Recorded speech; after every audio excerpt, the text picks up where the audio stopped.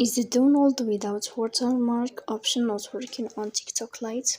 If you can save videos without a watermark, the option is missing or downloads aren't working as expected.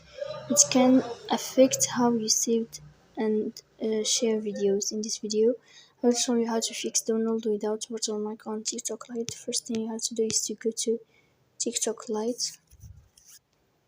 Then here on this page, you will go to profile. You will go to three dots on above, you will tap here. You will find this page, you will click on settings and privacy. Then in this list what you will find is post and download. After that, here in this page, you will find this sign as this, like this, but then you have to click here to fix this problem. So please don't forget to press bell icon, subscribe.